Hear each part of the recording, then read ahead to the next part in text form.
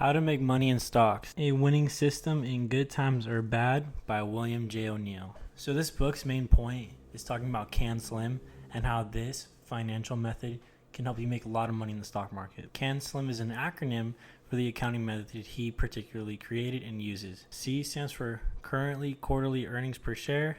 A stands for annual earnings increase. N stands for new product, new management, new highs.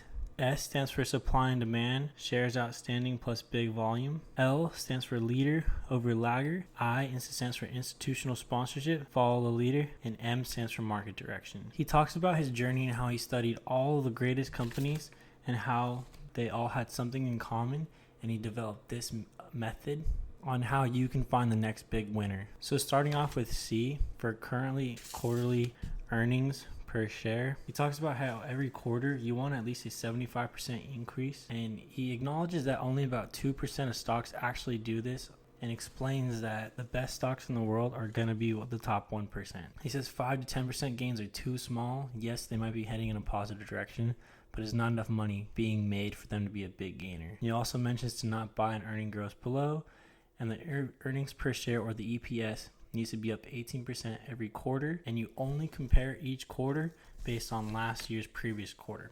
For example, December's quarter should only compare to December's quarter, not to the previous quarter. A stands for annual earnings increase. A company needs to be up every single year, and its ROE needs to be 17% or higher. And the best stocks have an EPS growth of 25% or higher. He then explains later on in this chapter that the price to earnings, or PE ratio, are actually not as important as one might think.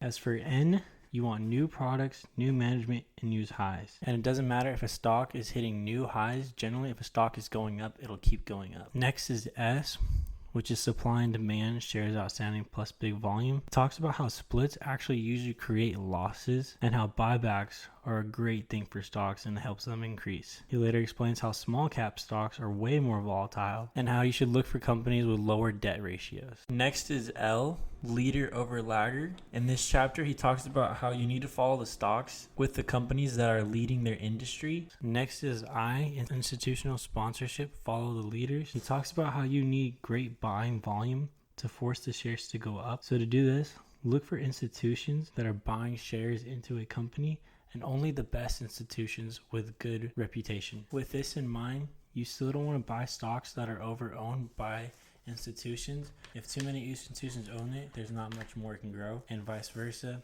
If no institution owns it, you may not want to own it as well, seeing as they probably have seen the stock and decided not to purchase it as well. Lastly is market direction. You can get everything right, but if you miss this, 3 out of the 4 stocks you pick will go down. You want to be buying into a bull market, not a bear market. And yes, it is possible to time the market, contrary to belief what everybody says. You can generally tell if you're in a bear market if stocks tend to open strong but close weak, and you can generally tell if you're in a bull market if stocks generally open weak but close strong. He mentions how when picking a stock, you want their relative strength rating to at least be 80 or above.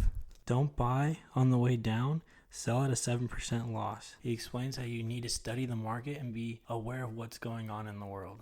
Do not follow the herd. Generally, people are wrong most of the time. When you're arriving into a bear market, get out right away. The worst that can happen is that when you go to buy your stocks back, you might be having your buybacks too early. Always check the hourly volume. If there is a lot of buying, it means there's a lot of growth. If there's a lot of selling, there's a lot of decline. Try to stay away from penny stocks and cheap stocks under $10. They're usually cheap for a reason and tend to be more volatile. Do not jump into stocks too fast, and do not buy based on rumors. Don't skip the work and sell stocks when they stop meeting the CAN-SLIM criteria. Using the CAN-SLIM method, it should greatly increase your portfolio's performance, being though you're an individual investor. Thank you for watching. Please like, comment, subscribe for more future content.